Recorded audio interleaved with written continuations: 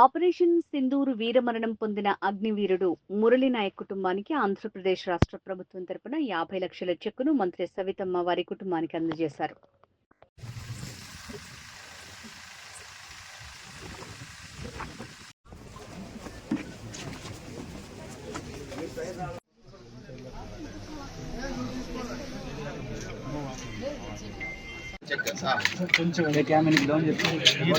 కదలకన్నా ఊరు కదిలి కదిలి నా ఫోటో రానికుండా భాష అంతా నేను ఏం చేయాలి చెప్పు.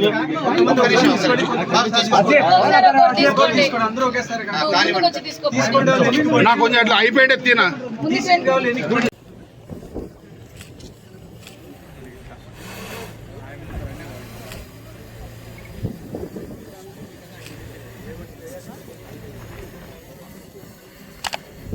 जोहार मुरली नायक, जोहार मुरली नायक, जोहार मुरली नायक, जोहार मुरली नायक, वंदे मातरम, वंदे मातरम, वंदे मातरम.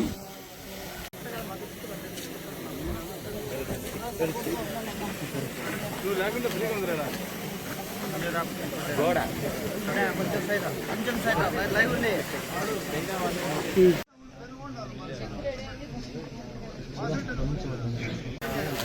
ఓకే అయిపోయింది. ఓకేనా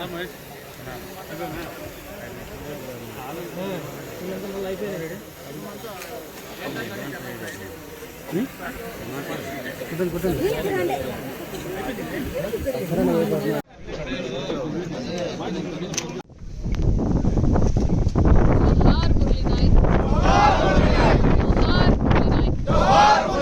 जोहार मुरली नायक. మరి ఆపరేషన్ సింధూర్లో వీర మరణం పొందిన మన వీర జవాన్ మురళీ నాయక్ గారి మనందరికీ తెలుసు. మన ప్రాంతానికి, మన జిల్లాకి, మన రాష్ట్రానికి, మన దేశానికే ఈరోజు గర్వించదగ్గ మన వీర జవాన్.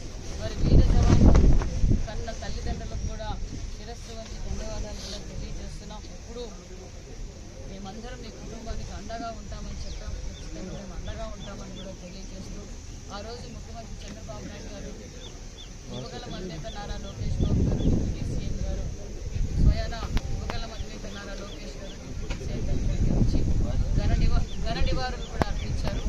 ఆ రోజు ఏదైతే ఈ కుటుంబానికి అండగా ఉంటాం అని మాట చెప్పామో దాని ప్రకారం ఈరోజు ముఖ్యమంత్రి చంద్రబాబు నాయుడు గారు ప్రభుత్వం తరఫున 50 లక్షల రూపాయల చెక్కు అందజేశాం.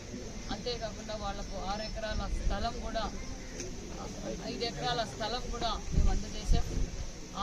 5 ఎకరాల పొలము, 6 సెంట్ల స్థలము కూడా ఈరోజు మేము అందజేసాం. 50 లక్షల రూపాయల చెక్కు, 5 ఎకరాల పొలము, 6 సెంట్ల స్థలము గవర్నమెంట్ల లేఅవుట్లు అందజేసాం.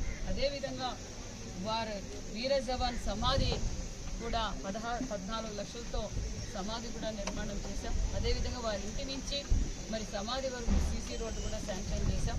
మరి వారి తల్లిదండ్రులు, గ్రామస్తులు అందరూ కోరుకున్నట్లుగానే ఈ ఊరి పేరు కూడా మార్చాలన్నారు. అవి రెవెన్యూ రికార్డ్స్ ప్రకారం అడుగులు వేస్తున్నాం.